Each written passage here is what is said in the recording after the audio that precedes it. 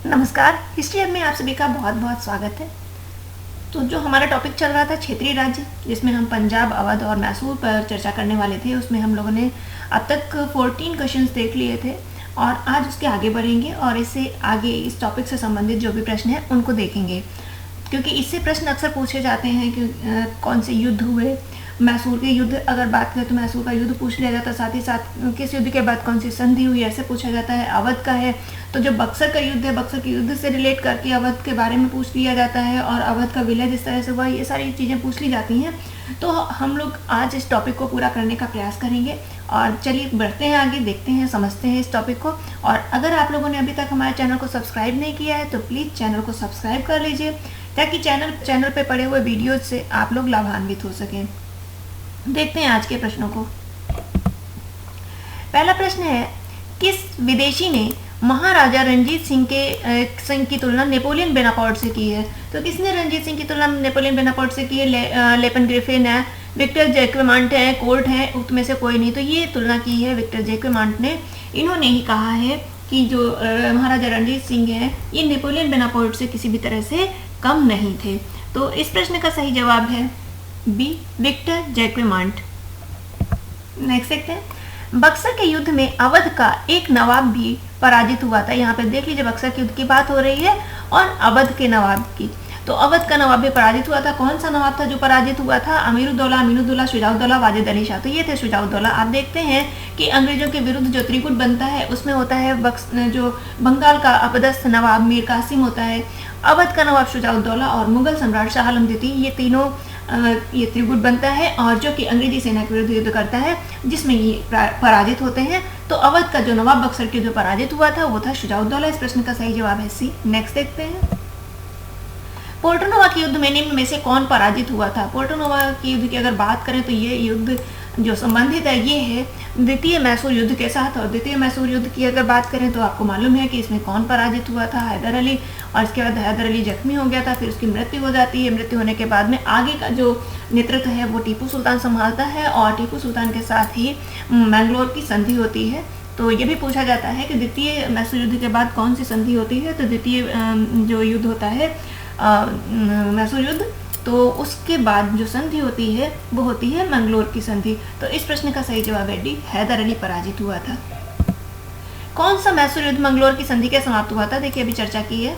तो मंगलोर की संधि किस युद्ध के समाप्ति पर हुई थी? द्वितीय मैसूर युद्ध के समाप्ति पर हुई थी। और ये किसके साथ हुई थी? टीपू सुल्तान के साथ हुई थी। नेक्स्ट देखते हैं, निम्न में से किसके लिए कहा जाता था कि उसने अपने राज्य में स्वतंत्रता का वृक्ष लगाया था? तो किसके बारे में कहा जाता है स्वतंत्रता का वृक्ष लगाने वाला? तो ये कहा जाता है टीपू सुल्तान के बारे में कि उसने स्वतंत्रता का वृक्ष लगाया। तो इस प्रश्न का सही जवाब है ए। और टीपू सुल्तान के बारे में अगर चर्चा करें तो टीपू सुल्तान के बारे में बहुत सारी ऐसी बातें हैं जो कि अक्सर परीक्षाओं में पूछी जाती हैं। तो इस संदर्भ में हम लोगों को कुछ चीज़ें याद रखने की आवश्यकता है। जो टीपू सुल्तान है, तो टीपू सुल्तान ने कुछ ऐसे कार्य किए थे जिससे वो एक महान शासक की श्रेणी में आता है। तो उसने एक व्यापारिक बोर्ड की स्थापना की थी। व्यापारिक बोर्ड जैसी स्थापना कर रहा है तो ये अपने आप में एक बहुत आधुनिक चीज़ थी। और जो फ्रांस का जैकोबिन क्लब था उसका भी ये सदस्य बना था और इसने बादशाह की उपाधि धारण की थी। अब देखिए, हैदर अली ने बादशाह की उपाधि नहीं धारण की थी, लेकिन टीपू ने बादशाह की उपाधि धारण की थी। साथ ही साथ इसने आधुनिक कैलेंडर चलाया था और इसने कई सारे देशों में अपने राजदूत भी भेजे थे। जैसे आप देखिए, फ्रांस में हो गया, अरब में भेजा था, टर्की में भेजा था।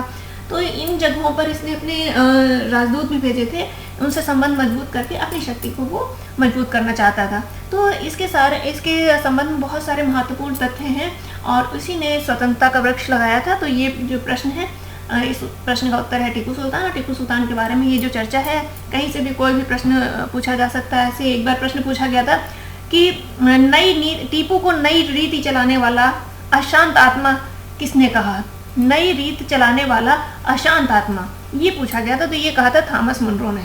तो प्रश्न कहीं से भी पूछा जा सकता है। तो ये सारी नई नई चीज़ें तो कर रहा था। व्यापारिक बोर्ड, बादशाह की उपाधि धारण कर रहा, आधुनिक कैलेंडर और स्वतंत्रता का वृक्ष लगवा रहा। कहाँ लगवाया था? श्रीरंगपट्टनम में लगवाया था, ये भी ध्यान रखना है। और साथ ही साथ फ्रांस, अरब, तुर्की, विदेशों के साथ वो अपने संबंध मजबूत करने के लिए राजदूत भेज रहा है। तो सारी नई रीतियाँ थी। तो नई रीति चलाने वाला किसने कहा है? ये कहा है थॉमस मुनरो ने। नेक्स्ट देखते हैं, मद्रास के किस गवर्नर ने टीपू सुल्तान के साथ मंगलोर की संधि की थी। तो अब बात आ रही है कि मंगलोर की संधि, तो मंगलोर की संधि जो है टीपू सुल्तान के साथ हुई थी और साथ ही साथ मद्रास का जो गवर्नर था उसके साथ में हुई थी। तो मद्रास का कौन सा गवर्नर था जिसके साथ में ये संधि हुई थी? तो ये हुई थी लॉर्ड मैकार्टनी के साथ में। लॉर्ड मैकार्टनी के साथ में जब मंगलोर की संधि होती है तो उस समय वारेन हेस्टिंग्स कहता है कि मैकार्टनी एक ऐसा आदमी है कि मुझे अभी भी विश्वास है कि यह एक दिन कर्नाटक को खो देगा। मतलब मैकार्टनी ने जो टीपू सुल्तान के साथ ये संधि की थी, इस संधि में अगर देखा जाए तो ये कोई अंग्रेजों का फायदा नहीं हुआ था, तो एक अपमानजनक संधि ही समझ सकते हैं।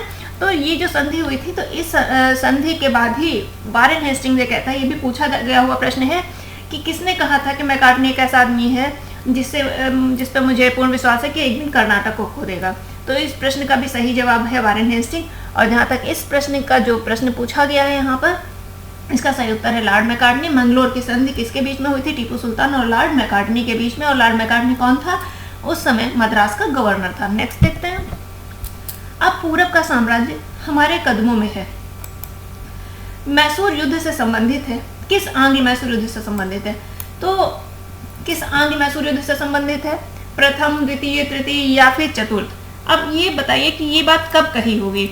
जब मैसूर अंग्रेजों के कब्जे में आ गया होगा। और मैसूर अंग्रेजों के कब्जे में कब आता है? जबकि जो टीपू सुल्तान है उसकी मृत्यु हो जाती है। और टीपू सुल्तान की मृत्यु कब होती है? चतुर्थ आंग्ल मैसूर युद्ध में 1799 में।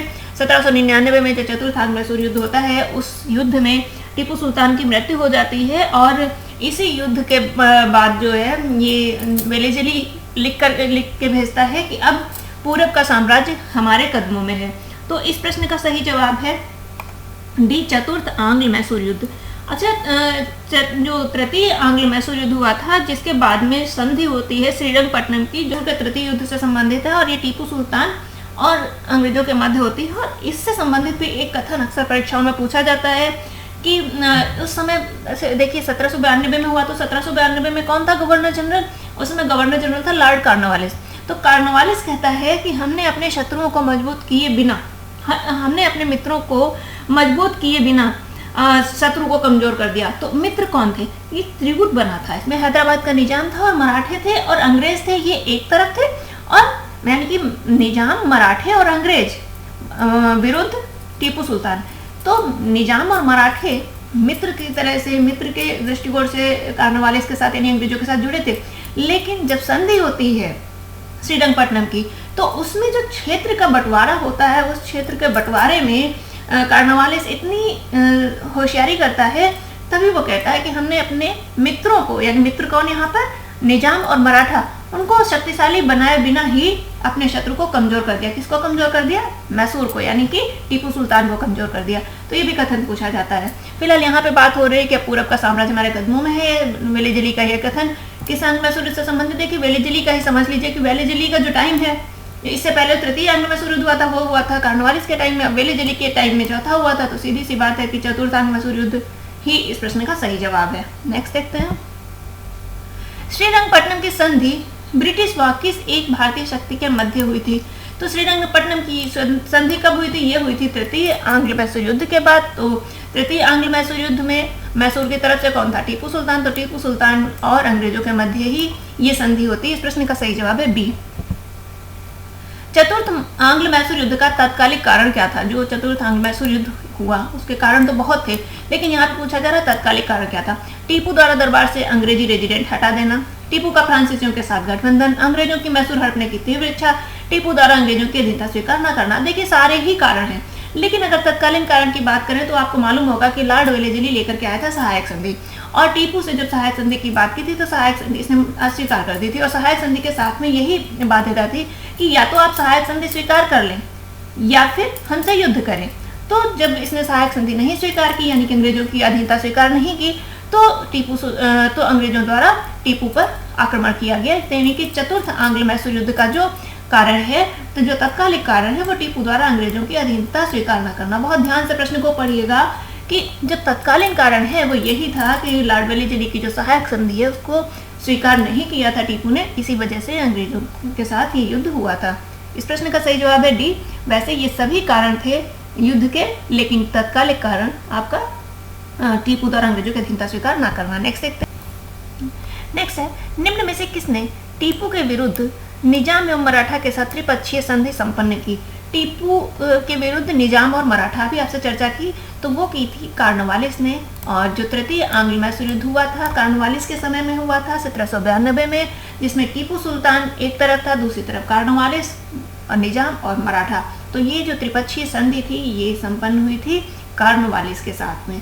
इस प्रश्न का सही जवाब है ए। नेक्स्ट देखते हैं। महाराजा रणजीत सिंह के राज्य की राजधानी क्या थी? क्या राजधानी, किसको राजधानी बना करके महाराजा रणजीत सिंह शासन कर रहे थे? तो उनकी राजधानी थी लाहौर। लाहौर को राजधानी बनाकर ये अपना शासन कार्य कर रहे थे। नेक्स्ट देखते हैं। निम्न में से किसने कहा था ईश्वर की इच्छा थी कि मैं सभी धर्मों को एक निगाह से देखूं, इसलिए उसने दूसरी आंख की रोशनी ले ली? तो ये कथन किससे संबंधित है ये आपको बताना है कि दूसरी आंख की रोशनी, तो आपको मालूम है एक इनमें से एक ऐसा, ये सभी आपके जो है पंजाब के शासक हैं और दिलीप सिंह जो कि पंजाब का अंतिम शासक है। तो किसने ये बात कही थी? तो ये कही थी रणजीत सिंह ने। तो आपको मालूम होना चाहिए रणजीत सिंह की एक आंख की रोशनी चली गई थी। तो इस प्रश्न का सही जवाब है ए। रणजीत सिंह ही कहते हैं कि ईश्वर की इच्छा थी मैं सभी धर्म को एक निगाह से देखूं, इसलिए उसने दूसरी आंख की रोशनी ले ली। नेक्स्ट देखते हैं। सिख साम्राज्य का अंतिम शासक कौन था? अभी चर्चा की सिख साम्राज्य का अंतिम शासक कौन था? दिलीप सिंह थे। और ये दिलीप सिंह जब शासक बनते हैं तो अंग्रेजों की संरक्षण में पढ़ने के लिए चले जाते हैं। छोटे होते हैं तो नाबालिग होते हैं तो अंग्रेजों की संरक्षण में पढ़ने चले जाते हैं बाहर। और उसके बाद ये क्रिश्चियनिटी यानी कि ये ईसाई धर्म स्वीकार करते हैं और फिर वापस आते हैं। अंतिम शासक अगर बात करें तो दिलीप सिंह ही थे। नेक्स्ट देखते हैं। पंजाब के विलय के पश्चात पंजाब पर शासन के लिए निम्न में से कौन 3 लोगों की परिषद में शामिल नहीं था? इसमें यह पूछा जा रहा है कौन 3 लोगों की परिषद में शामिल नहीं था। तो जब पंजाब का विलय हुआ, विलय कब हुआ है? 1849 में। कौन उस समय गवर्नर जनरल था? लॉर्ड डलहौजी था। लॉर्ड डलहौजी के समय पंजाब पे द्वितीय युद्ध के बाद में पंजाब का विलय कर लिया गया था 1849 में। और उसके बाद में पंजाब का जो शासन है उसको संभालने के लिए 3 लोगों की परिषद बनाई गई थी। अब यहाँ पे यही पूछा जा रहा है कि उस परिषद में कौन शामिल नहीं था? तो वो जो 3 लोगों की परिषद थी उसमें हेनरी लॉरेंस अध्यक्ष थे, साथ ही साथ जॉन लॉरेंस और चार्ल्स ग्रेनविल मालसेन ये जो थे ये उसके सदस्य थे। तो ये 3 लोग शामिल थे परिषद में। तो ये आपको परिषद के नाम कभी भी पूछा जा सकता है, तो ये आपको मालूम होना चाहिए। तो हेनरी लॉरेंस, जॉन लॉरेंस और चार्ल्स ग्रेनविल मालसेन। साथ ही साथ ये भी ध्यान रखना है कि किसकी अध्यक्षता में परिषद बनी थी? तो हेनरी लॉरेंस की अध्यक्षता में बनी थी। जो शामिल नहीं था वो थे एच.एम. इलियट। और यहाँ पे यही पूछा जा रहा है जो शामिल नहीं था। तो कौन शामिल नहीं था? एच.एम. इलियट नहीं शामिल थे। यही इस प्रश्न का सही जवाब है। नेक्स्ट देखते हैं। निम्न में से किसने 1755 में डिंडीगुल मैसूर में एक आधुनिक शस्त्रागार की स्थापना की थी? डिंडीगुल कहाँ है? मैसूर में है। उसमें एक आधुनिक शस्त्रागार की स्थापना की थी। तो किसने की थी? यहाँ पर ये जो शासक जो नाम देख रहे हैं ये सभी मैसूर से संबंधित हैं। तो किसने की थी? ये की थी हैदर अली ने। तो इस प्रश्न का सही जवाब है सी। हैदर अली ने 1755 में डिंडीगुल में एक आधुनिक शस्त्रागार की स्थापना की थी।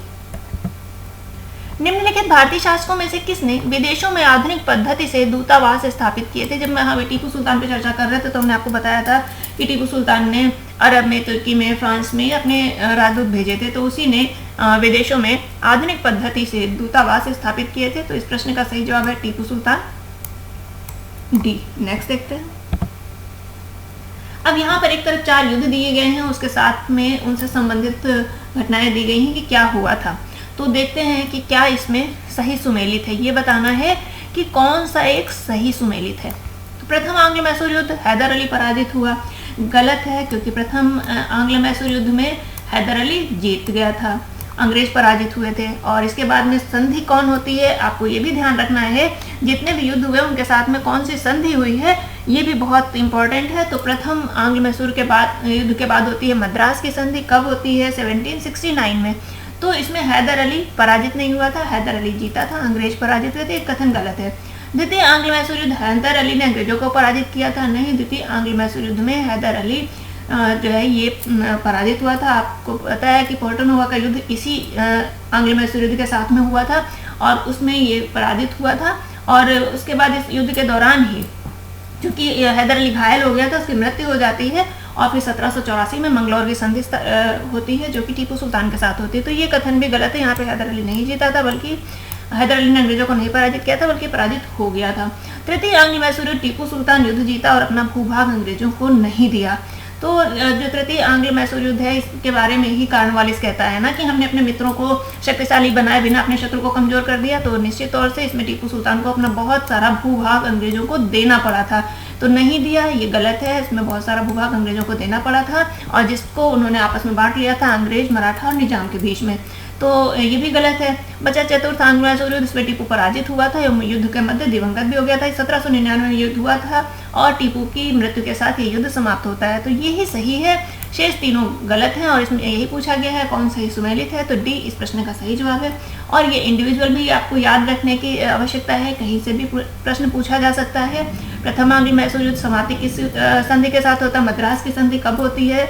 1769 में। द्वितीय आंग्ल मैसूर युद्ध मंगलोर की संधि के साथ समाप्त होता है, हैदर अली इसमें पराजित होता है। और मंगलोर की संधि किसके साथ होती है? अंग्रेजों और टीपू सुल्तान के मध्य में। कब होती है? 1784 में। तृतीय आंग्ल मैसूर युद्ध के बाद में श्रीरंगपट्टनम की संधि होती है, किसके मध्य में? टीपू सुल्तान इधर है, दूसरी तरफ टीपू सुल्तान के साथ साथ उस समय गवर्नर जनरल कौन था? Lord Cornwallis. चतुर्थ आंग्ल मैसूर युद्ध, इस समय वेलेजली होता है 1799 में। इसमें टीपू पराजित हो जाता है और युद्ध के मध्य ही दिवंगत हो जाता है। तो इस प्रश्न का जो सही जवाब है डी, लेकिन साथ ही साथ आपको ये सभी तथ्य ध्यान रखने हैं। कई बार प्रश्न ऐसे पूछा जाता है चतुर्थ आंग्ल मैसूर के बाद युद्ध के बाद ये संधि हुई, अरे जब दूसरा पक्ष पराजित हो गया, दिवंगत हो गया, तो फिर संधि किसके मध्य? संधि के लिए दोनों पक्षों का जीवित होना तो आवश्यक है ना। तो यह बात हमेशा ध्यान रखिएगा, चतुर्थ आंग्ल मैसूर युद्ध के बाद कोई भी संधि नहीं हुई थी क्योंकि टीपू दिवंगत हो गया था, उसकी मृत्यु हो गई थी। तो इस प्रश्न का सही जवाब है डी। नेक्स्ट देखते हैं। अगेन यहाँ पर कुछ संधियां दी गई हैं और उनसे जुड़े हुए वर्ड्स दिए गए हैं। अब आपको इनको मिलाना है, सही सुमेलित करना है और कूट से अपने उत्तर का चयन करना है। तो देख लेते हैं। इलाहाबाद की संधि, इलाहाबाद की संधि कब होती है? बक्सर के युद्ध के बाद होती है, 1765 में होती है। तो इलाहाबाद की संधि यानी ए के साथ में क्या हो जाएगा? 4, तो ये ए के साथ हो गया 4। मंगलोर की संधि 1784 में होती है, द्वितीय आंग्ल मैसूर युद्ध के समाप्ति पर 1784 में, तो बी के साथ में क्या हो गया? 2। सालबाई की संधि ये अंग्रेज और मराठाओं के बीच में होती है, तो ये होती 1782 में, यानी कि सी के साथ है 1। मद्रास की संधि ये होती है 1769 में, प्रथम आंग्ल मैसूर युद्ध की समाप्ति पर, तो डी के साथ हो गया 3। 4213, 4213, ये सी विकल्प में आ रहा है और यही इस प्रश्न का सही जवाब है। और ये सभी संधियां अक्सर परीक्षाओं में पूछे जाते हैं। तो ये जो संधियां हैं, जो ये मैचिंग वाला है, उसको बहुत अच्छे से आपको समझना है। तो हमने डिटेल भी इसीलिए कर दी कि इलाहाबाद की संधि, सिर्फ इलाहाबाद की संधि याद करेंगे तो जब हम सिर्फ एक फैक्ट याद करते हैं तो याद नहीं होता। इतिहास को जितना ही ज़्यादा हम लोग एक दूसरे से कनेक्ट करके पढ़ेंगे, घटनाओं से कनेक्ट करेंगे, उतनी ही सुविधा रहेगी। इलाहाबाद की संधि कब होती है? बक्सर युद्ध की समाप्ति पर। तो बक्सर की युद्ध कब होता है? 1764 में युद्ध हुआ है, 1764 में युद्ध के बाद में 1765 में उसकी संधि हो रही है। मंगलोर की संधि आपको मालूम ही है कि जो द्वितीय आंग्ल मैसूर युद्ध हुआ था उसकी समाप्ति पर हो रहा है। सालबाई की संधि 1782 बहुत ही चर्चित है, वारेन हेस्टिंग्स इस समय गवर्नर जनरल था।